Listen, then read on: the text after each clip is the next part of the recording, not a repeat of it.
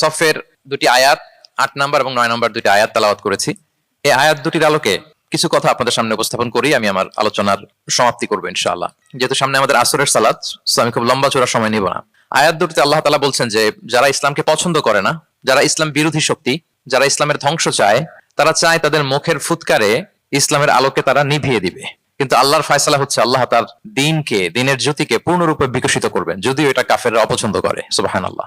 এবং তিনি আল্লাহ তাআলা রাসূলকে প্রেরণ করেছেন হেদায়েত দিয়ে আর সত্য ধর্ম দিয়ে, দ্বীনে হক দিয়ে, যাতে করে মানব রচিত যত ধর্ম আছে, মতবাদ আছে, সবকিছুর কবর রচনা করে এগুলোর উপরে আল্লাহ তাআলা দ্বীন ইসলামকে বিজয়ী করতে পারেন, যদিও এটা মুশরিকদের কাছে খুব অসহনীয়। তাহলে এই আয়াত দুটি থেকে আমরা বুঝতে পারলাম যে ইসলামের বিজয় অবশ্যম্ভাবী। এই পৃথিবীতে ইসলামের বিজয়, অগ্রগতি, অগ্রযাত্রা কেউ ঠেকিয়ে রাখতে পারবে না। কিন্তু ইসলাম বিরোধীরা চায় ইসলামের অগ্রযাত্রাকে তারা নিভিয়ে দিবে, ইসলামের জ্যোতিকে মুখের ফুৎকারে নিভিয়ে দিবে। আওয়াজ করে বলেন তো, কাফিররা, ইসলাম বিরোধীরা মুখের ফুৎকারে আল্লাহর এই দ্বীনের জ্যোতি বা আলোকে কি কখনো নিভাতে পারবে? বলেন, কোশ্চিনকালেও পারবে না। তারা নানা ষড়যন্ত্র করে, তারা নানা ধরনের চক্রান্ত করে, কূটকৌশল করে, আমাদেরকে আমাদের ভূমি থেকে উচ্ছেদ করে, আমাদের ভূখণ্ডে বোমা নিক্ষেপ করে, নানা ধরনের ষড়যন্ত্রের ছক এঁকে আমাদের নওজওয়ানদেরকে শহীদ করে, গ্লোবাল সমুদ ফ্লোটিলার মতো নৌবহরকে আটকে দিয়ে ওরা ভাবে যে ওরা ইসলামের বিজয়কে ঠেকায় ফেলবে। আসলে কি পারবে? না। আল্লাহ বলেন আমি ইসলামের জ্যোতিকে পূর্ণরূপে বিকশিত করবো। আল্লাহু আকবার। এটাকে কেউ ঠেকাতে পারবে না। তাহলে ইসলামের বিজয় অবশ্যম্ভাবী। এটা হচ্ছে আজকের আমার আলোচনার টপিক, যে ইসলামের বিজয় এটা অবশ্যম্ভাবী, অ্যাবসলিউটলি অ্যাবসলিউট, এটা হবেই, এটাকে কেউ ঠেকাতে পারবে না। ওয়াদাটা কার বলেন তো? সবাই একটু আওয়াজ করে বলুন, ওয়াদা কার? এটা আল্লাহর ওয়াদা, যে আল্লাহ তাআলা তার জমিনে তার দ্বীনকে তিনি বিজয়ী করবেন, ডমিনেন্ট করবেন, পাওয়ারফুল করবেন। পৃথিবীর কোন শক্তি ইসলামের এই বিজয়কে, অগ্রযাত্রাকে আটকাতে পারবে না। ইসলামের বিজয় সুনিশ্চিত। ইসলাম বিজয়ী হবেই, আপনাকে নিয়ে বা আপনাকে ছাড়া, আমাকে নিয়ে কিংবা আমাকে ছাড়া। আই রিপিট, আমি আবারও বলছি, ইসলামের বিজয় হবেই হবে, আপনাকে সহ বা আপনাকে ছাড়া, আমাকে সহ বা আমাকে ছাড়া, বিজয় হবেই। সো আমি যদি এই মহাবিজয়ের একটা অংশীজন হতে পারি, এটা আমার জন্য লাখ। কি বলেন? এই বিজয়ের পার্ট যদি আমি হতে পারি, এই ভিক্টরির একটা পার্ট যদি, অংশ যদি হতে পারি, তো এটা আমার জন্য ব্লেসিংস, আমার সৌভাগ্য। ঠিক কিনা বলেন? এখন বলেন, আমরা সেই সৌভাগ্যের অধিকারী হতে চাই কি চাই না? হতে চাই না সবাই? আল্লাহ তাআলা কবুল করুক, আমরা পড়ি আমিন। তাহলে আল্লাহর ওয়াদা, ইসলামের বিজয় হবেই হবে, সুনিশ্চিত, কোনো সন্দেহ নাই। কেউ এই বিজয়কে ঠেকাতে পারবে না। ইসলামের বিজয় হবে আমাকে নিয়ে বা আমাকে ছাড়া, আপনাকে নিয়ে বা আপনাকে ছাড়া, বিজয় হবেই। তবে আমরা যদি লেগে থাকতে পারি, এটা আমাদের জন্য সৌভাগ্যের। এবং আমরা যদি দেখি আল্লাহ রাসূল সাল্লাল্লাহু আলাইহি ওয়া আলিহি ওয়াসাল্লাম, তিনিও এরকম ভবিষ্যৎবাণী তিনি করে গিয়েছেন যে ইসলামের বিজয় অবশ্যম্ভাবী। মুসনাদ আহমদ ইবনে হাম্বলের হাদিস তিনি বলেন, লা ইয়াবলুগান্না হাযাল আমরু মা বালাগাল লাইলু ওয়ান নাহার ওয়া লা ইয়াতরুকুল্লাহু বাইতা ওয়াবার ওয়া লা মাদার ইল্লা আদখালাহুল্লাহু হাযা দ্বীন।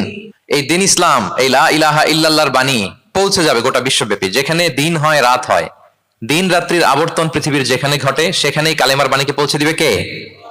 এই পৃথিবীতে এমন কোন কাঁচা পাকা ঘর থাকবে না যে এই ঘরে লা ইলাহার বাণী পৌঁছাবে না। সুবহানাল্লাহ। পৃথিবীতে এমন কোন জায়গা থাকবে না, এটা হোক মরুভূমি, হোক জঙ্গল, হতে পারে পাহাড়, হতে পারে কোনো আদিবাসী নৃগোষ্ঠী থাকে, পৃথিবীর এমন কোন জায়গা থাকবে না যেখানে লা ইলাহার বাণী পৌঁছাবে না, পৌঁছে যাবে।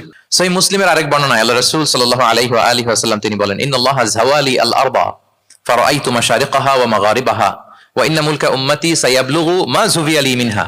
তিনি বলেন আল্লাহ তাআলা গোটা বিশ্বটাকে ছোট করে একটা রেপ্লিকা বানিয়ে আমার চোখের সামনে তুলে ধরেছেন। আমি পৃথিবীর প্রাচ্য পাশ্চাত্য সবটুকুন দেখেছি, আর আমি যতদূর দেখেছি ঠিক ততদূর কালিমার বাণী পৌঁছে যাবে। সুবহানাল্লাহ পড়বেন না? তার মানে গোটা বিশ্বব্যাপী ইসলামের সুমহান বাণীকে পৌঁছে দিবে কে? আল্লাহ পৌঁছে দিবেন। আল্লাহর ওয়াদা আর নবী আলাইহিস সালামের ভবিষ্যৎবাণী। তো ইসলামের এই বিজয়ের অংশী যেন আমরা হতে পারি, আল্লাহ আমাদেরকে তৌফিক দান করুক। আপনি যদি বর্তমান পৃথিবীর দিকে তাকান, তাহলে দেখবেন যে ইসলামের বিরুদ্ধে এত ষড়যন্ত্র, এত কনস্পাইরেসি, এত অত্যাচার, অপারেশন, এত কিছুর পরেও ইসলাম হচ্ছে world's fastest growing religion right now. পৃথিবীর সবচাইতে গ্রোয়িং রিলিজিয়ন হচ্ছে ইসলাম, সবচাইতে। আপনি দেখেন, জরিপ চালিয়ে একটু খোঁজ খবর নিয়ে দেখেন, সারা ওয়ার্ল্ডে দ্য ফাস্টেস্ট গ্রোয়িং রিলিজিয়ন হচ্ছে ইসলাম। সবচাইতে বাড়ন্ত যেই ধর্মের ভেতরে মানুষ বানের পানির মতো প্রবেশ করছে, সেই ধর্মটার নাম কি? ইসলাম। মানুষ প্রবেশ করছে বানের পানির মতো। আপনি পশ্চিমা বিশ্বে দেখেন, প্রতি জুমাবারে অনেক অমুসলিম, নন মুসলিম, ইহুদি, খ্রিস্টান, এইথিস্ট, সংশয়বাদী, অ্যান্টাগনিস্ট, তারা এসে শাহাদা বাণী পড়ে মুসলমান হয়ে যাচ্ছে প্রতি জুমাবার। নারী পুরুষ নির্বিশেষে, আস্তিক নাস্তিক নির্বিশেষে প্রতি জুমাবারে তারা এসে শাহাদা পড়ে মুসলমান হয়ে যাচ্ছে। এটা তো মসজিদের খবর। রাস্তাঘাটেও আমাদের পশ্চিমা বিশ্বের দায়ীরা রাস্তার মধ্যেও দাওয়াতি কাজ করে, আলহামদুলিল্লাহ। এটাকে স্ট্রিট দাওয়া বলে। এই যে এরকম টেবিল নিয়ে বসে কোরআনের ট্রান্সলেশন নিয়ে, কিছু ইসলামের সহজ সরল বই নিয়ে তারা নন মুসলিমদের সাথে ইসলাম নিয়ে কথা বলে। আর ওরা খুব ফ্রেন্ডলি মানুষের সাথে মেশে কথা বলে, ফলে ইজিলি তাদেরকে অ্যাপ্রোচ করা যায়। তো তাদেরকে অনেকে জিজ্ঞেস করে যে তোমার ধর্ম কি, তোমার বাবার ধর্ম কি, what do you think about life after death, মৃত্যুর পরের জীবন নিয়ে তোমার ভাবনা কি, তোমার দাদা কোথায় গেল, তোমার বাবা কোথায়, তো চলে গেছে, তুমিও কোথায় যাবা। এইভাবে যখন জিজ্ঞেস করে নন মুসলিমদেরকে, তাদেরকে যখন ভাবায়, ভাবাতে ভাবাতে ভাবাতে ভাবাতে ইসলামের বাণীগুলো যখন তাদের সামনে পেশ করে, তারা যখন কনভিন্সড হয়, অনেক খ্রিস্টিয়ান, অনেক জুইশ, অনেক নন মুসলিম ওই রাস্তার ওই দাওয়া কাজের মধ্যে, স্ট্রিট দাওয়াতে ওইখানেই ঘোষণা দেয় আশহাদু আল্লা ইলাহা ইল্লাল্লাহ ওয়া আশহাদু আন্না মুহাম্মাদান আবদুহু ওয়া রাসূলুহু। রাস্তায় আধা ঘন্টা দাওয়া কাজের মধ্যেই ওরা কনভিন্সড হয়ে মুসলমান হয়ে যায়। ওয়ার্ল্ডস ফাস্টেস্ট গ্রোয়িং রিলিজিয়ন, গোটা বিশ্বব্যাপী এভাবে ইসলামকে আল্লাহ তাআলা ছড়িয়ে দিচ্ছেন, গোটা বিশ্বব্যাপী ছড়ায় যাচ্ছে, কেউ এর অগ্রগতিকে থামায় রাখতে পারবে না, অসম্ভব। দেন কোশ্চেন হচ্ছে, এত এত ধর্ম থাকতে, এত এত ডক্ট্রিন থাকতে, মতভেদ থাকতে ইসলামের গ্রোথ এত বেশি কেন? গোটা বিশ্বতে দেখি মুসলমানরা মার খায়, ফিলিস্তিনে মার খাচ্ছে, আরাকানে মার খাচ্ছে, কাশ্মীরে মার খাচ্ছে, সব জায়গায় আমরা অপ্রেসড। তারপরেও মানুষের এত অ্যাট্রাকশন কেন ইসলামের প্রতি? ইসলাম থেকে তো মানুষ ভয়ে ভাগার কথা ছিল। ইসলামোফোব যেভাবে তারা ডিজাইন করেছে ওয়ার্ল্ড ওয়াইড, ইসলামের ব্যাপারে একটা ভীতি যেভাবে আন্তর্জাতিকভাবে ছড়িয়ে দেওয়া হয়েছে, এখন তো ইসলাম থেকে দূরে যাওয়ার কথা ছিল, কি বলেন? কিন্তু তার বিপরীতে বানের পানির মতো মানুষ ইসলাম ধর্মে ঢুকছে, লা ইলাহা পড়ে তারা সৌভাগ্যবান হচ্ছে। এর কারণটাকে আজকে আমরা এই কারণটা উদ্ধার করবার চেষ্টা করবো, যে কেন হওয়ার কথা ছিল ইসলামের কথা শুনলে মানুষ ভয় পাবে না, সে নন মুসলিমরাই ইসলামের সুশীতল সুমহান বাণীর নিচে আশ্রয় নিচ্ছে। কারণটা কি? এই কারণগুলো আজকে আমরা বলবো। যে সমস্ত কারণে ইসলামের এই জয় জয়কার, যে সমস্ত কারণে অমুসলিমরা ইসলামের প্রতি অ্যাট্রাক্টেড হচ্ছে, যে সমস্ত কারণে মানুষ অন্য ধর্ম ছেড়ে মুসলিম হওয়ার জন্য পাগল পাড়া, এই কারণগুলো আজকে আমরা একটু অ্যানালাইসিস করবো। এর মধ্যে এক নম্বর কারণ হচ্ছে, আমার সুপ্রিয় দক্ষিণ কোরিয়া প্রবাসী ভাইয়েরা, এক নম্বর কারণ হচ্ছে ইসলাম বা ইসলামী যে মতবাদ, এটা হচ্ছে ভেরি ন্যাচারাল। আমাদের ধর্মটা হচ্ছে ভেরি ন্যাচারাল রিলিজন। এটা খুবই স্বভাবজাত, খুবই স্বভাবজাত, রুচিসম্মত আর কি, পরিবেশ সম্মত, স্বাস্থ্যসম্মত, রুচিসম্মত, স্বভাবজাত। এটা মানতে, শুনতে, বুঝতে খুব সহজ, এটা আমাদের জীবনের সাথে খুব যায়। আরবিতে এটাকে বলে দীনুল ফিতরা। কি বলে? দীনুল ফিতরা, মানে এটা ফিতরাতের ধর্ম। এই ধর্মের উপরই মানুষকে আল্লাহ তাআলা তৈরি করেছেন। এটা যখন সুন্দরভাবে কারোর সামনে প্রেজেন্ট করা হয়, এটা তার কাছে এলিয়েন মনে হয় না, বরং বেশ আপন মনে হয়। এর কারণ হচ্ছে রুহের জগতে আমরা এরকম একটা কনফারেন্সে জয়েন করেছিলাম। সাইয়েদনা আদম আলাইহিস সালামের পৃষ্ঠদেশ থেকে যারা আমরা বনি আদম হয়ে পৃথিবীতে আসবো, তাদের রুহগুলোকে একত্রিত করে আল্লাহ এরকম একটা কনফারেন্সে কভেনেন্ট করেছিলেন, চুক্তি। তিনি আমাদের জিজ্ঞেস করেছিলেন যে আলাস্তু বিরাব্বিকুম, আমি কি তোমাদের রব নই? আমরা তখন স্বীকারোক্তি দিয়ে এসেছিলাম, আমরা বলেছিলাম ক্বালু বালা শাহিদিনা, হ্যাঁ আপনি আমাদের রব। তার মানে রুহের জগতেই আমরা আমাদের রবকে চিনে এসেছি, ইসলামকে চিনে এসেছি রুহের জগতেই। ফলে দুনিয়াতে যখন কেউ সুন্দর করে কোনো অমুসলিমের সামনে ইসলামকে পেশ করে, প্রেজেন্ট করে, তার কাছে ইসলামকে বড্ড চেনা চেনা লাগে, ইসলামকে বড্ড আপন আপন লাগে, কারণ ইসলাম তার কাছে নতুন না, সে তো অনেক আগে ইসলামের সাথে পরিচিত হয়ে এসেছে। সুবহানাল্লাহ, রুহের জগতেই সে ইসলামকে চিনে এসেছে, ইসলামের সাথে একটা ইন্টারাকশন তার রুহের জগতেই ছিল। ফলে দুনিয়াতে যখন চমৎকার ভাবে কারোর সামনে ইসলামকে প্রেজেন্ট করা হয়, ইসলামকে তার কাছে অপরিচিত লাগে না, এলিয়েন মনে হয় না, বরং বড্ড আপন আপন লাগে তার কাছে ইসলামকে। ফলে সহজে সে ইসলামকে গ্রহণ করতে পারে। তাহলে এটাকে বলা হয় ফিতরাত। ফিতরাতাল্লাহিল্লাতী ফাতারান নাস আলাইহা লা তাবদীলা লিখালকিল্লাহ। আল্লাহর প্রকৃতির অনুসরণ করো। আল্লাহ বলেন যে প্রকৃতির উপর আল্লাহ তাআলা মানুষকে বানিয়েছেন, আল্লাহর সৃষ্টি কাঠামোতে কোনো পরিবর্তন নেই। তাহলে সবাই এই ফিতরাত ইসলামের উপরই জন্মায়। অন্য হাদিসে আল্লাহ রাসূল সাল্লাল্লাহু আলাইহি ওয়াসাল্লাম বলেন যে মা মিন মাউলুদিন ইল্লা ইউলাদু আলাল ফিতরাহ ফাআবাওয়াহু ইউহাউবিদানিহি আও ইউনাসসিরানিহি আও ইউমাজ্জিসানিহি। মানে সব মানুষ ইসলামের উপর জন্মায়, পরে তার মা বাবারা হয়তো তাকে ইহুদি বানায় বা হিন্দু বানায় বা অগ্নি উপাসক বানায়, কিন্তু তার আসল ধর্ম হচ্ছে ইসলাম। আওয়াজ করে বলেন তো, আসল ধর্ম কি? আসল ধর্ম ইসলাম। সে ফিতরাতের উপর জন্মগ্রহণ করেছে, এমনিতেই বাই ডিফল্ট তার মনটা ইসলামের দিকে টানে। এই পৃথিবীতে যা কিছু ভালো, যা কিছু কল্যাণকর, যা কিছু আমাদের সাথে খাপ খায়, সুইট করে, সহজে সুইটেবল হয়, এটাই ফিতরাত। এটাই কি? ফিতরাত। তো সব মানুষ ফিতরাতের উপর জন্মেছে, ইসলামের উপর জন্মেছে। মেরাজের রাতে রাসূল সাল্লাল্লাহু আলাইহি ওয়াসাল্লামকে দুইটা পেয়ালা দেয়া হয়েছে। তিনি বললেন উতি তুবি ইনা আইন, আমাকে জিবরাইল আলাইহিস সালাম দুইটা বাটি দিল বা পেয়ালা দিল। ফি আহাদিহিমা লাবান ওয়া ফিল আখারি খামর। এর একটার মধ্যে ছিল দুধ আর একটা মদ। আমি দেখতে পাচ্ছিলাম না কোনটাই কি। আমাকে যখন দেয়া হলো ফাআখাযতুল লাবান, আমি দুধের বাটি নিলাম। তখন জিবরাইল আলাইহিস সালাম বললেন আসবতাল ফিতরাহ, আপনি ফিতরাতটাই নিয়েছেন, মানে যেটা ভালো ওইটাই নিয়েছেন, যেটা আপনার সাথে সুইট করে ওইটাই নিয়েছেন। সুবহানাল্লাহ পড়েন। তাহলে ইসলাম হচ্ছে দীনুল ফিতরাহ, এটা ফিতরাতি ধর্ম, এটা অতিরিক্ত চাপিয়ে দেয়া না, এটাই আমাদের ধর্ম। এজন্য ইসলামকে প্রেজেন্ট করলে আমাদের সামনে সুন্দরভাবে, এটা আমাদের কাছে অস্বাভাবিক মনে হয় না, খুবই স্বাভাবিক মনে হয়, ভেরি ন্যাচারাল মনে হয় ইসলামকে আমাদের কাছে। এটা হচ্ছে ফিতরাতের ধর্ম। এই কারণে অমুসলিমরা ইসলামের প্রতি আকৃষ্ট হচ্ছে, কারণ ইসলাম মানা, ইসলাম বোঝা, ইসলামকে প্র্যাকটিস করা মানুষের জন্য সহজ। এটা স্বভাবজাত ধর্ম তার, এটা ভেরি ন্যাচারাল, প্রাকৃতিক, রুচিসম্মত, স্বভাবসম্মত। এজন্য ইসলামের প্রতি মানুষ আকৃষ্ট হয়। এই পয়েন্টটাকে সবাই বুঝতে পেরেছেন? দ্বীনুল ফিতরা বুঝতে পেরেছেন সবাই? আচ্ছা, এটা হচ্ছে ন্যাচারাল রিলিজিয়ন, এই কারণে মানুষ আকৃষ্ট হয়। 2 নাম্বার, ইসলামের প্রতি এত আকৃষ্ট হওয়ার কারণ হচ্ছে দ্য ইউনিভার্সালিটি অফ ইসলাম। আরবিতে এটাকে বলে আল উমুম, মানে ইসলামের সার্বজনীনতা। ইসলাম হচ্ছে ভেরি ওপেন মাইন্ডেড রিলিজন, সবাইকে অ্যাকোমোডেট করতে পারে। পৃথিবীতে যত ফেইথ আছে, Islam is more accommodative than any other faith. যে কোনো ফেইথ বা বিশ্বাসের চেয়ে ইসলাম ভেরি অ্যাকোমোডেটিভ, সবার জন্য খোলা। The door of Islam is open for everybody 24/7। যখনই কেউ আসতে চায় ইসলামে, ওয়েলকাম। একজন খ্রিস্টান ভাই যদি বলে যে আমি মুসলিম হতে চাই, তার জন্য কোনো বাধা আছে বলেন? আমাদের পক্ষ থেকে কোনো না আছে নাকি? আচ্ছা, কোনো ইহুদি যদি বলে মুসলিম হবো, কোনো সমস্যা? কোন নাস্তিক যদি বলে, কোন পাহাড়ি নৃগোষ্ঠী চাকমা যদি বলে, কোন সমস্যা আছে? কিন্তু আপনি যদি বলেন যে আমার ইহুদি হতে বড্ড মন চায়, আমি এখন মুসলিম তো আমি ইসলাম ছেড়ে দিয়ে ইহুদি হতে চাই, ইহুদি হতে পারবেন? পারবেন না। যদি জেনে না থাকেন জেনে নেন, চাইলেই কেউ ইহুদি হতে পারে না। ইহুদি হতে হয় বাই বর্ন, জন্মসূত্রে। তাও আবার বাবা ইহুদি হইলে হবে না, কি আজীব তামাশা। মা ইহুদি হইতে হবে। ইহুদি মায়ের পেট থেকে যদি কেউ জন্মায় তাইলে সে ইহুদি। কিন্তু আমাদের ধর্মে এরকম নিয়ম আছে বলেন তো? না। তাহলে ইসলামটা হচ্ছে সার্বজনীন, এখানে কোনো সাম্প্রদায়িকতা নেই, কারণ ইসলাম সকল সম্প্রদায়ের জন্য এসেছে। আলহামদুলিল্লাহ পড়েন। ইসলামের সাম্প্রদায়িকতা আছে? না, এটা সকল সম্প্রদায়ের জন্য এসেছে। যেমন দেখেন, ইসলামের রব আল্লাহ তাআলাকে আল্লাহ কিভাবে পরিচয় করায় দিচ্ছেন। আল্লাহ বলছেন সূরা ফাতিহার শুরুতে, আমরা প্রতিদিন এটা রিসাইট করি, আমরা পড়ি আলহামদুলিল্লাহি রাব্বিল, সবাই পড়েন আলহামদুলিল্লাহি রাব্বিল আলামিন। প্রশংসা সেই আল্লাহর যিনি হচ্ছেন রব্বুল আলামিন, মানে জগৎ সমূহের রব। তিনি সবার রব। কার রব? সবার রব। তিনি কিন্তু বলেন না আলহামদুলিল্লাহ রব্বিল মুসাল্লিন, তিনি শুধু মুসল্লিদের রব বলছে। রব্বিল মুসলিমিন, শুধু মুসলিমিনদের রব বলছে। হ্যাঁ, রব্বুল হাজিন, শুধু হাজি সাহেবদের রব বলছে না। তিনি কি বলছেন? রব্বিল আলামিন। তাহলে তিনি গোটা জগতের রব, সবার রব তিনি। ইসলামের দরজাতে সবার জন্য খোলা। দ্য ইউনিভার্সালিটি অফ ইসলাম, যে আপনাদেরকে বুঝাচ্ছি আল উমুম। খেয়াল করে দেখেন যে আল্লাহ যখন নিজের পরিচয় দিচ্ছেন, তিনি বলছেন আমি সবার রব। তিনি কার রব? তিনি সবার রব। আলহামদুলিল্লাহ রাব্বিল আলামিন। এবং রাসূলুল্লাহ সাল্লাল্লাহু আলাইহি ওয়া আলিহি ওয়াসাল্লামের পরিচয় যখন আল্লাহ তাআলা করায় দিচ্ছেন, তখন আল্লাহ বলছেন ওয়ামা আরসালনাকা ইল্লা রাহমাতাল লিল আলামিন, I have sent you as a mercy for all the worlds. নবী হে, আপনি গোটা বিশ্বের সবার জন্য রহমত। সুবহানাল্লাহ। আল্লাহ বলছে যে শুধু মুসলমানদের জন্য রহমত? কথা বলেন। শুধু আরবদের জন্য রহমত? শুধু সাদা চামড়ার মানুষদের জন্য রহমত? শুধু পুরুষদের জন্য রহমত? রহমত কাদের জন্য বলেন তো দেখি, বুঝে থাকলে। আল্লাহর হাবিব সাল্লাল্লাহু আলাইহি ওয়াসাল্লাম কাদের জন্য রহমত বলেন তো সবাই?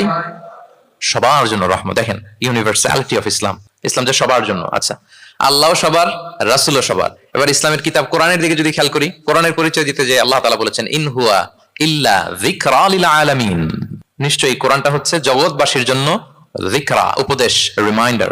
তাহলে কোরআনও সবার জন্য নাকি শুধু আমাদের? প্রিয় ভাইরা, কোরআন কি শুধু আমাদের বই?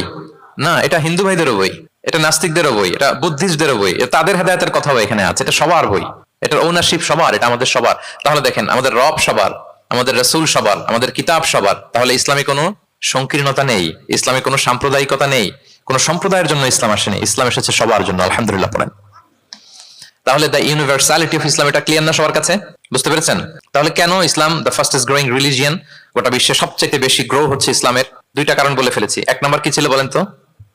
মনে আছে কিনা কারো দেখি? Very natural religion. কে বলছে ন্যাচারাল? দেখি। এই মাশাআল্লাহ, কি উনি শুধু বুঝলো নাকি? আর বাকিরা বললেন না যে? 1 নাম্বার কি ছিল?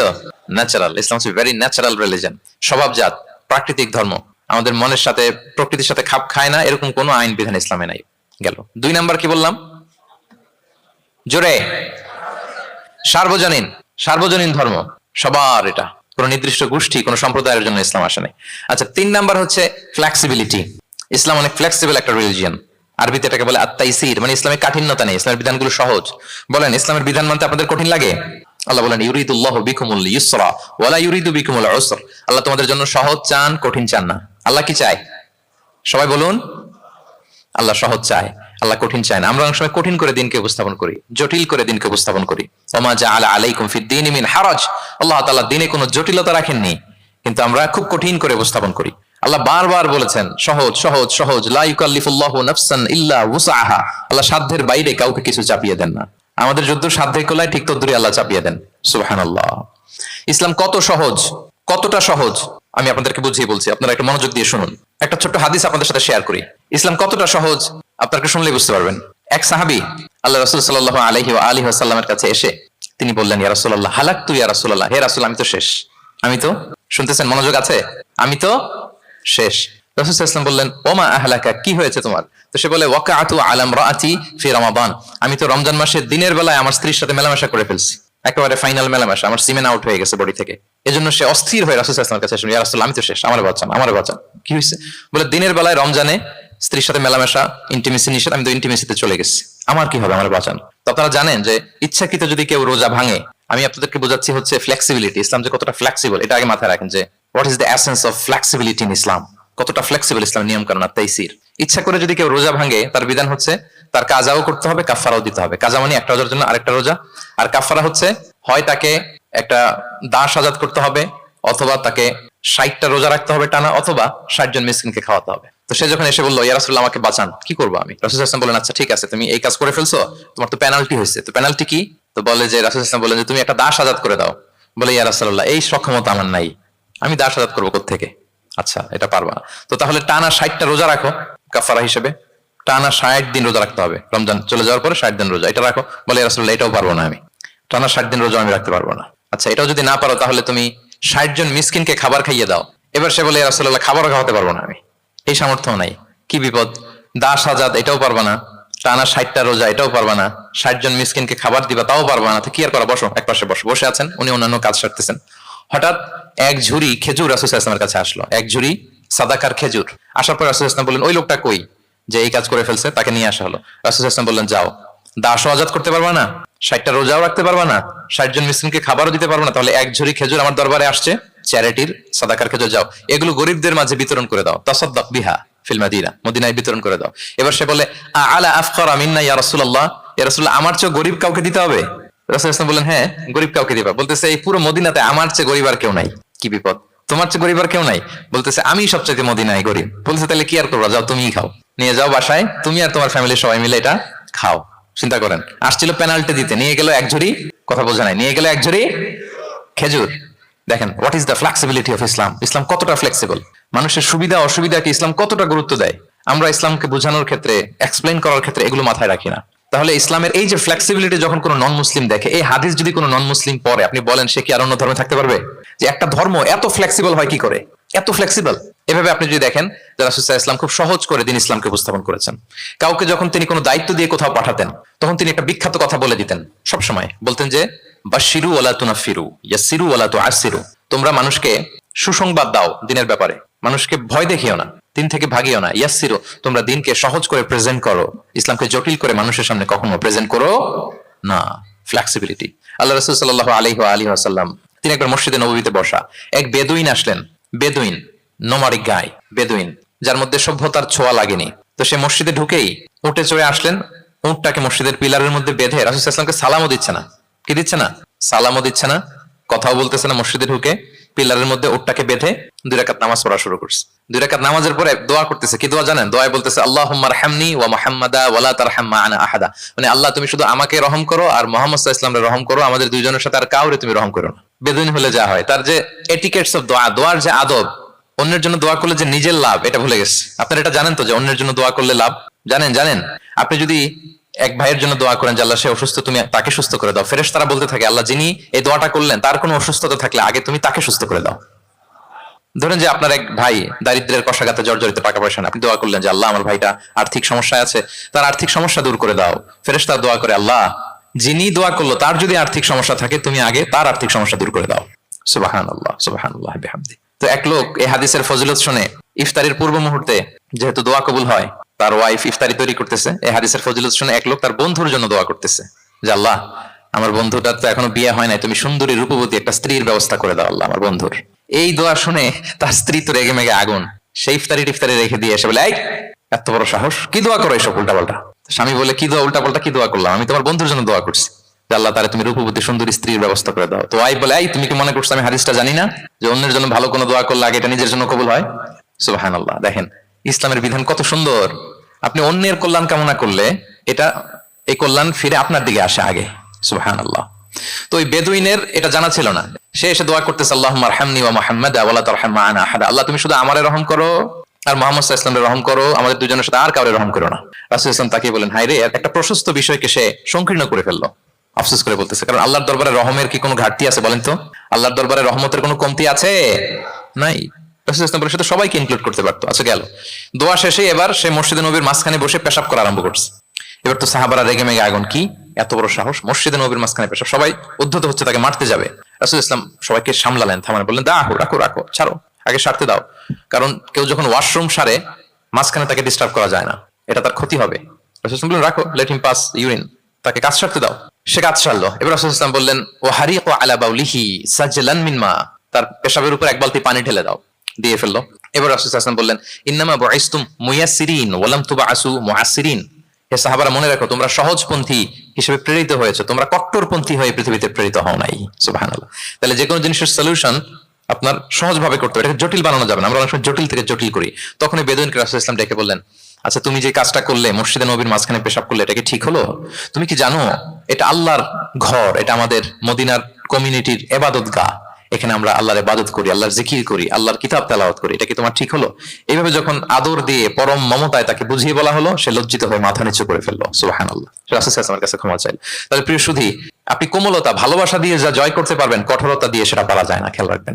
ভালোবাসা দিয়ে যেভাবে আপনি মানুষের হৃদয় জয় করতে পারবেন, কঠোরতা দিয়ে পারবেন না। এজন্য ইসলাম ফ্লেক্সিবিলিটিতে বিশ্বাস করে। ফ্লেক্সিবিলিটি, লা ইউকাল্লিফুল্লাহু নাফসান ইল্লা উসআহা, আল্লাহ সাধ্যের বাইরে কাউকে কখনো কিছু চাপিয়ে দেয় না। এজন্য ইসলামকে সহজ করে উপস্থাপন করতে বলেছেন তিনি। মুআয ইবনে জাবাল রাদিয়াল্লাহু তাআলা আনহু কে রাসূল সাল্লাল্লাহু আলাইহি ওয়াসাল্লাম একবার ইমাম বানিয়ে পাঠালেন একটা এলাকায়। তো ওই এলাকার লোকেরা ছিল শ্রমজীবী সাহাবী, শ্রমজীবী, উট ব্যবহার করে সেখান থেকে কুয়া থেকে পানি নিয়ে খেজুর গাছের মধ্যে দিত। সারাদিন যখন কষ্ট করতো, হার্ড ওয়ার্কিং করতো, বিকেলে ক্লান্ত হয়ে পড়তো। তো উনি মাগরিবের নামাজে সূরা বাকারা দিয়ে একবার তেলাওয়াত শুরু করলেন। সূরা বাকারা কোরআনের সবচাইতে ছোট সূরা নাকি সবচাইতে বড়? তো উনি যখন বাকারা দিয়ে নামাজ শুরু করলেন, এক শ্রমজীবী সাহাবী এসে আর কন্টিনিউ করতে পারছেন না, এত লম্বা কেরাত কিভাবে পারবেন, তো ক্লান্ত, শ্রান্ত, পরিশ্রান্ত। উনি রেগে নামাজ ছেড়ে দিয়ে একা একা নামাজ পড়ে রাসূল সাল্লাল্লাহু আলাইহি ওয়াসাল্লামের কাছে যে অভিযোগ করলেন, নালিশ করলেন। বললেন ইয়া রাসূলুল্লাহ, দেখেন এমন একজনকে ইমাম করে আমাদের এলাকায় অ্যাসাইন করেছেন, উনি মাগরিবের নামাজে পড়তেছেন সূরা বাকারা, আর আমরা সবাই শ্রমজীবী, কৃষিজীবী মানুষ। রাসূল সাল্লাল্লাহু আলাইহি ওয়াসাল্লাম রেগে গেলেন। মুআয ইবনে জাবালকে ডেকে বললেন মুআয আফাতানুন আনতা ইয়া মুআয, তুমি কি ফিতনা ছড়াচ্ছ সমাজে? তোমাকে পাঠিয়েছি কমিউনিটির ইউনিটি ধরে রাখার জন্য। আফাতানুন আনতা ইয়া মুআয, হে মুআয তুমি কি সাব্বিহ ইসমা রাব্বিকাল আ'লা এই সূরা পারো না? ওয়াশ-শামসি ওয়া দুহাহা এই সূরাটা পারো না? ওয়াদ-দুহা ওয়াল-লাইলি ইযা সাজা এটা মুখস্থ নাই? এই ছোট ছোট সূরাগুলো থাকে, তুমি বাকারা দিয়ে পড়তে গেলা কেন? সুবহানাল্লাহ, সুবহানাল্লাহ, আল্লাহু আকবার। দেখেন ইসলাম কতটা ফ্লেক্সিবিলিটিতে বিশ্বাসী, সহজ করে ইসলাম সবকিছু উপস্থাপন করে।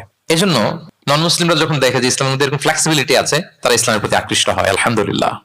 আচ্ছা বলেন তো, বিয়েতে মহরানা দেয়া কি? সবাই বলুন। একজন বলছে ফরজ। সবাই বলুন, বিয়েতে মহরানা দেয়া কি? ওয়া আতুন নিসা সাদাকাতিহিন্না নিহলা, সানন্দ চিত্তে স্বামীদেরকে আল্লাহ বলছেন তোমরা তোমাদের মহরানা ডৌরি দিয়ে দাও, দিতেই হবে। অনেকে এটা দেয় না, ঠিক না, দিয়ে দিতে হবে। তো দেয়া ফরজ। মহরানা দেওয়ার মতো অর্থ এক সাহাবীর নাই। এক সাহাবী বলেন ইয়া রাসূলুল্লাহ বিয়ে করব, মহরানা আছে? নাই। তো না থাকলে কি বিয়ে করবা কি করে? এখন যাকে পছন্দ করছে ওই নারীকে জিজ্ঞেস করতেছে তুমি কি কোরআন পারো? মেয়ে বলে না, আমি তো কোরআন পারি না। তো যিনি যে সাহাবী বিয়ে করবেন ওনাকে বলেন তুমি কোরআন পারো? হ্যাঁ আমি তো অনেকগুলো সূরা পারি। তখন রাসূল সাল্লাল্লাহু আলাইহি ওয়াসাল্লাম ওই কন্যাকে, মেয়েকে ডেকে বলল যে তুমি তো সূরা পারো না, তোমার হবু হাজবেন্ড অনেকগুলো কোরআনের সূরা পারে, তো তোমাকে তোমার স্বামী প্রতিদিন কিছু না কিছু সূরা মুখস্থ করাই দিবে, এটাই হয়ে যাবে তোমার বিয়ের মোহর। তাহলে বলেন তো সহজ না কঠিন? ওযু করে নামাজ পড়া কি? সবাই বলুন ফরজ। কিন্তু ধরেন ওযুর পানি নাই, তখন তায়াম্মুম করে পড়লেও কবুল করবে কে? আল কিয়াম ফিস সালাহ, দাঁড়িয়ে নামাজ পড়া কি? ফরজ। দাঁড়াতে পারছেন না, বসে বসে পড়লে কবুল করবে কে? বসতেও পারেন না, শুয়ে পড়লেও কবুল করবে কে? তাহলে বলেন তো ইসলামের বিধান কি কঠিন না সহজ?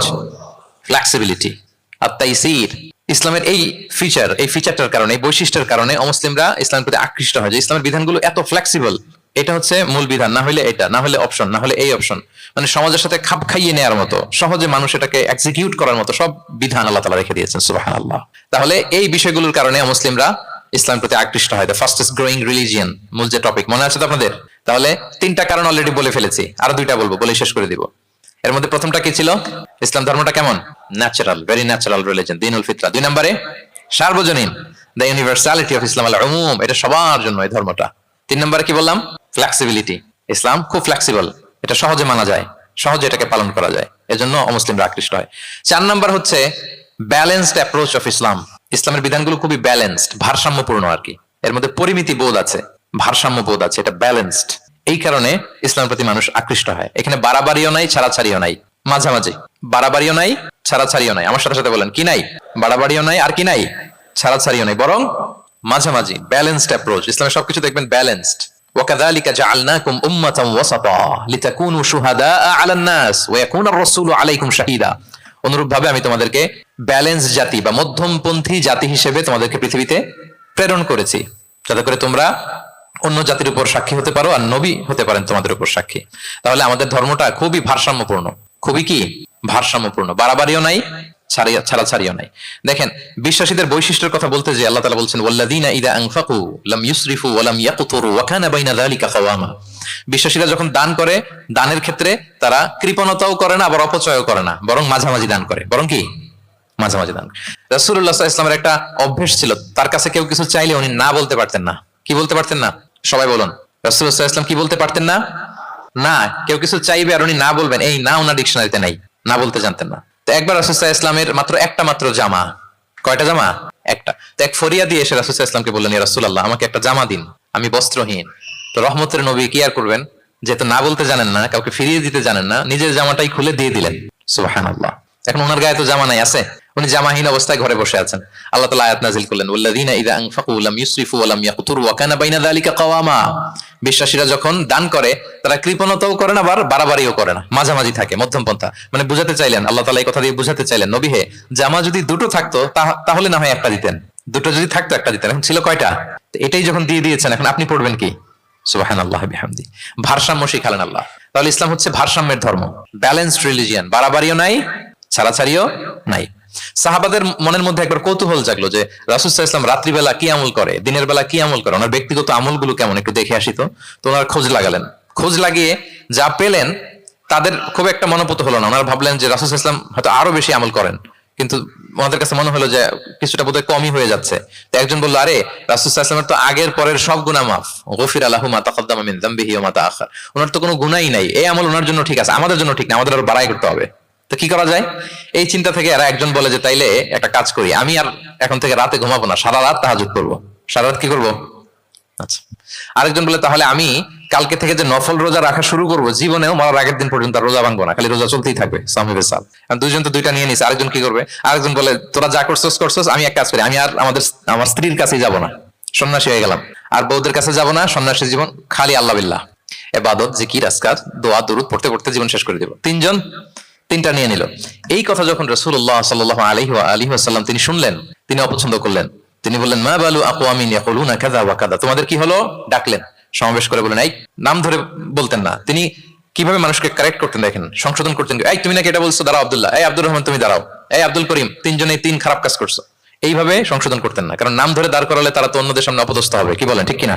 নাম না ধরে তাদের কাজ নিয়ে বললেন যে মা বালু আকওয়ামিন ইয়াফআলুনা কাযা ওয়া কাযা, মা বালু আকওয়ামিন ইয়াকুলুনা কাযা ওয়া কাযা। আচ্ছা, তোমাদের মধ্যে কয়েকজন নাকি এই কাজের ঘোষণা দিছো, তোমাদের মধ্যে কয়েকজন। তাহলে যেই তিনজন দিছে এরা তো বুঝে ফেলছে যেগুলো আমাদের কি বলতেছে, ঠিক কিনা বলেন? আর বাকিরাও সতর্ক হয়ে গেল। এবার রাসূল সাল্লাল্লাহু আলাইহি ওয়াসাল্লাম বললেন, না তোমাদের এই কাজটা ঠিক হয়নি। ইন্নী লা আখশাকুম লিল্লাহি ওয়া আতকাকুম লাহু। তোমাদের মধ্যে আমি নবী সবচেয়ে বেশি আল্লাহকে ভয় করি, আমি সবচেয়ে বড় মুত্তাকি। কই, আমি তো রাতে ঘুমাই আবার তাহাজ্জুদ পড়ি, কিছু সময় ঘুমাই কিছু সময় তাহাজ্জুদ পড়ি। এই ভারসাম্য রেখে জীবন চালাতে আমার তো তাকওয়ার কোনো ক্ষতি হয় না। আমি তো স্ত্রীদের সাথে মিশি, আমার তো কোনো সমস্যা হয় না। আমি মাঝে মাঝে নফল রোজা রাখি সোম বৃহস্পতি, বাকি দিনগুলোতে দিনের বেলা আমি খাই। কই, এই ভারসাম্যপূর্ণ জীবন আচরণে আমি নবী হয়ে তো আমার কোনো সমস্যা হয় না, তোমাদের তো সমস্যা কোথায়? সুবহানাল্লাহ। তাহলে রাসূল সাল্লাল্লাহু আলাইহি ওয়াসাল্লামের চাইতে যদি কেউ বড় মুত্তাকি হতে চায়, হতে পারবে বলেন তো? না। সেই নবী রাতে কখনো নির্ঘুম থাকতেন না, only except the last 10 days of Ramadan. রমাদানের শেষ 10 রাতে রাসূল সাল্লাল্লাহু আলাইহি ওয়াসাল্লাম ঘুমাতেন না। আর সারা বছরের রুটিন হচ্ছে এশার পরেই ঘুম দিয়ে এরপর রাসূল সাল্লাল্লাহু আলাইহি ওয়াসাল্লাম শেষ রাতে তাহাজ্জুদ পড়তেন, মানে ঘুমোতেন আবার নামাজ পড়তেন, ব্যালেন্সড। ইবাদত করতেন, স্ত্রীদের সাথেও মিশতেন, মাঝে মাঝে রোজা রাখতেন, আবার মাঝে মাঝে না রেখে খাবার খেতেন দিনের বেলা। সুবহানাল্লাহ। তাহলে এটাকে বলে the balanced approach of Islam, আরবিতে বলে আল ওয়াসাতিয়াতু ওয়াল ইতিদাল, মানে মধ্যমপন্থী থাকা, ভারসাম্যপূর্ণ থাকা। ইসলামের অনন্য একটা বৈশিষ্ট্য হচ্ছে এই আল ওয়াসাতিয়া, মানে দ্য ব্যালেন্সড অ্যাপ্রোচ, ভারসাম্যপূর্ণ জীবন বিধান। এগুলো যখন অমুসলিমরা দেখে তারা অবাক হয়ে যায়।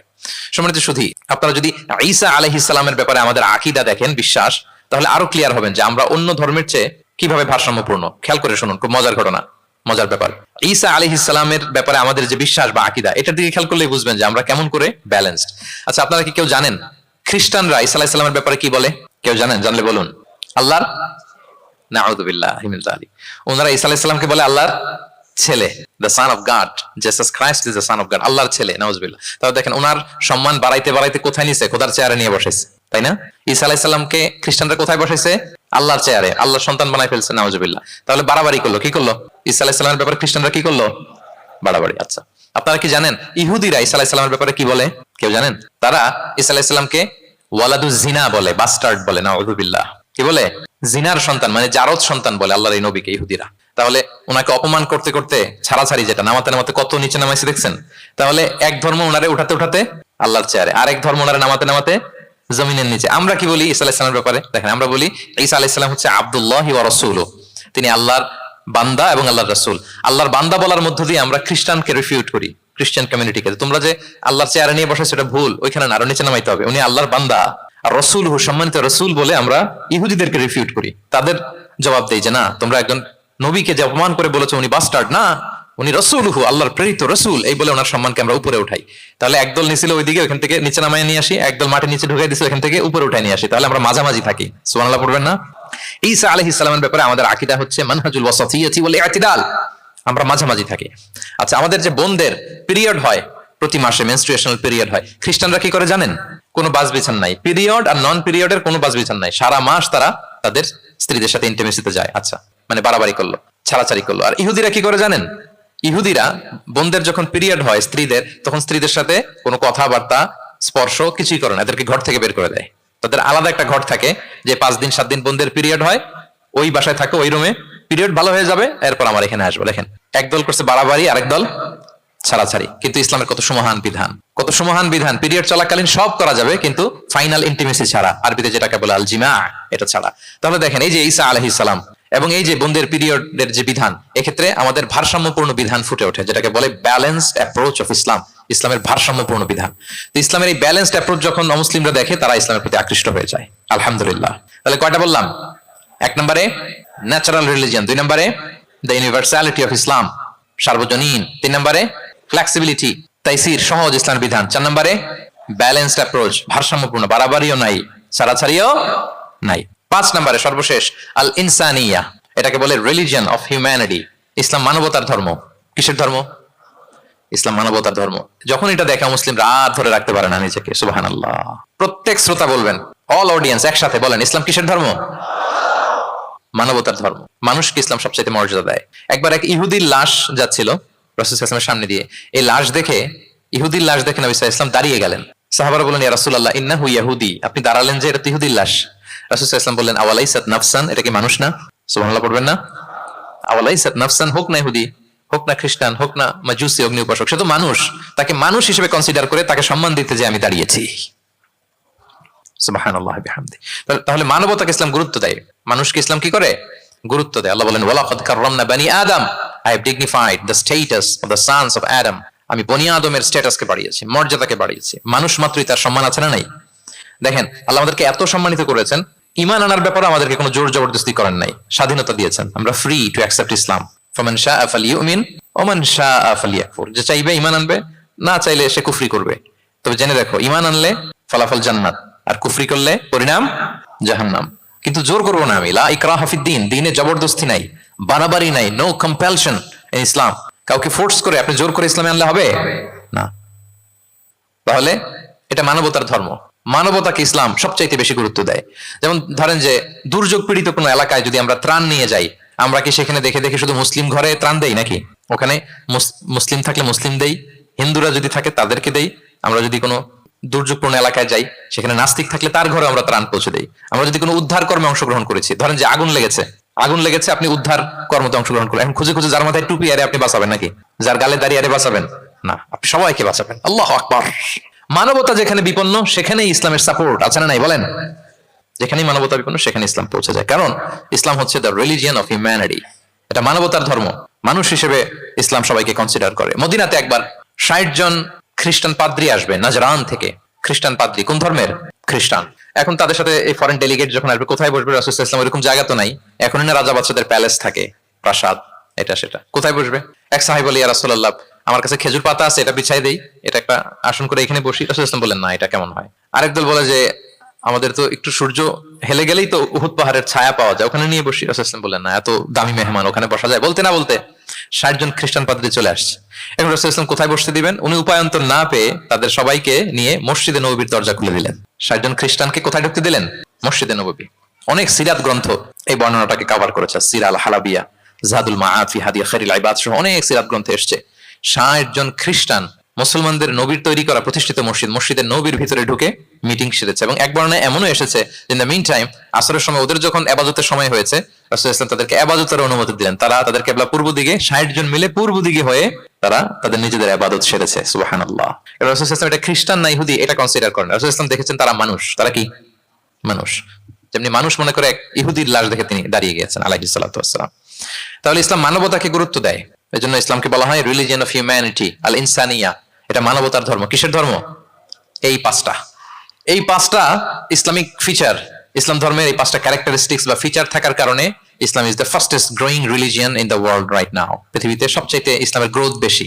সবাই কালিমা শাহাদা পড়ে মুসলমান হয়ে যাচ্ছে নন মুসলিম দেশগুলোতে। আপনাদের সাউথ কোরিয়ার কথা আমি জানি না, আমি তো ওয়েস্টের অনেক দেশে গিয়েছি, অনেক জায়গায় আমাদের বন্ধুরা ইমাম খতিব হিসেবে আছে, তাদের কাছ থেকে শুনি রেগুলার নন মুসলিমরা, খ্রিস্টানরা তারা কালিমা পড়ে মুসলমান হয়ে যাচ্ছে। তাদের চার্চ গুলো তারা বিক্রি করে দিচ্ছে, চার্চ সেনাগগ গুলো বিক্রি করে দিচ্ছে। গত সপ্তাহে, তার আগের সপ্তাহে আমার জাপানে প্রোগ্রাম ছিল, এক মসজিদে আলোচনা করলাম, দেখি যে মসজিদটা খুব সুন্দর। আমি বললাম এত সুন্দর মসজিদ, বলে যে শেখ এটা আগে ক্যাসিনো ছিল। ক্যাসিনো কি ছিল? ক্যাসিনো চিনেন তো? জুয়ার আসর বসতো আর কি এখানে। বলে যে আমরা ক্যাসিনো কিনে এটার মসজিদ বানাই ফেলছি।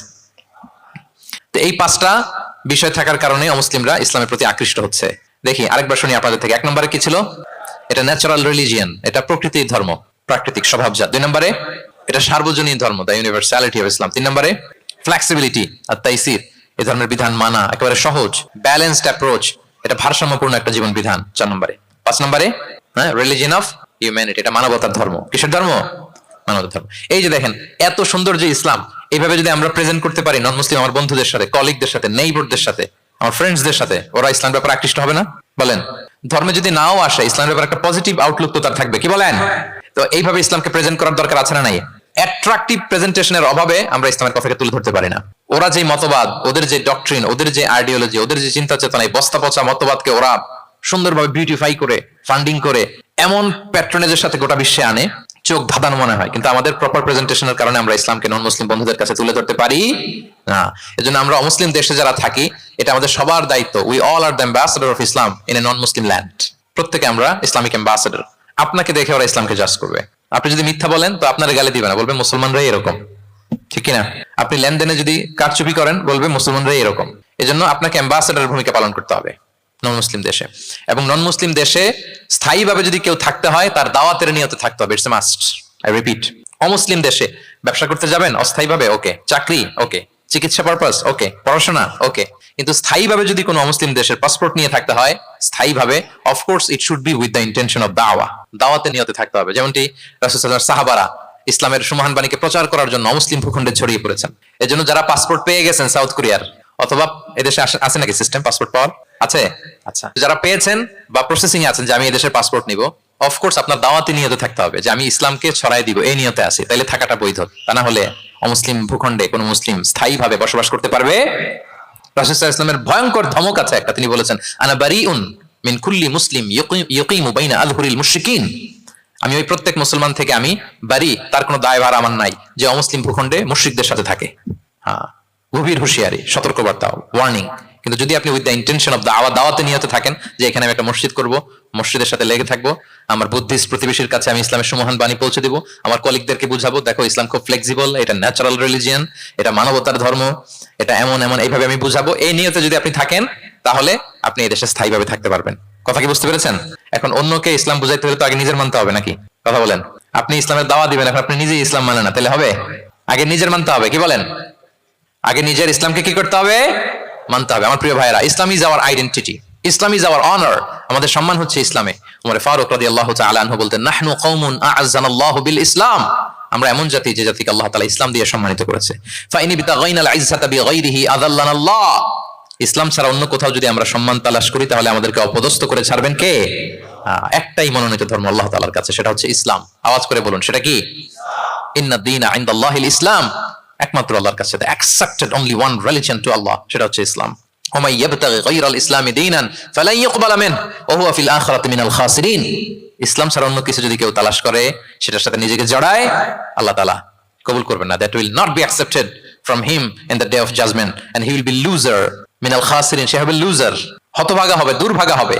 তাহলে আমরা যেন ইসলামকে আমাদের শেকড় হিসেবে কনসিডার করি, আমাদের ছেলে মেয়েদেরকে যেন ইসলামী তারবিয়ার উপর আমরা গড়ে তুলি, এবং ইসলামকে যেন আমরা ভেতর থেকে সবাই লালন করি, ধারণ করি, এবং ইসলামের সুমহান বাণীকে যেন আমরা পৌঁছে দেই সবাই অন্যদের কাছে। রাজি আছেন তো সবাই? তাহলে সাউথ কোরিয়ায় যারা স্থায়ীভাবে থাকতে চান কোন নিয়তে থাকবেন? দাওয়াতের নিয়তে। We all should be a living দাই। আমরা লিভিং দাই হয়ে থাকবো। আমাদেরকে দেখলে আমার চলনে বলনে কথনে আমার ডিলিংস দেখেই জানবো এই এত ভালো মানুষ, আরে এটাই তো সুন্দর, এটাই তো ইসলাম। আম্মাজান আয়েশাকে জিজ্ঞেস করা হলো যে আম্মাজান কাইফা কানা খুলুক রাসূলিল্লাহ, নবী সাল্লাল্লাহু আলাইহি ওয়াসাল্লামের ক্যারেক্টার কেমন ছিল? তিনি বলতেন যে ইনদামা রাসূল সাল্লাল্লাহু আলাইহি ওয়াসাল্লাম ইয়ামশি আলাল আরদ কাআন্নাল কুরআনা ইয়ামশি আলাই। যখন রাসূল সাল্লাল্লাহু আলাইহি ওয়াসাল্লাম রাস্তা দিয়ে হেঁটে যেতেন, as if a living Quran is walking on the street, মনে হতো একটা জীবন্ত কোরআন রাস্তা দিয়ে হেঁটে যাচ্ছে। তা আপনাকে দেখলেও যেন মানুষ মনে করে এটা একটা জীবন্ত ইসলাম। আপনার চলাফেরায়, আচরণে, কাজে, লেনদেনে মনে করে যেন সেই ইসলামের একটা আইকন। কি এভাবে থাকা যাবে তো ইনশাআল্লাহ? ইসলামকে আমাদের জীবনে, পরিবারের, সমাজে আমরা পরিপূর্ণভাবে মানতে রাজি আছি তো?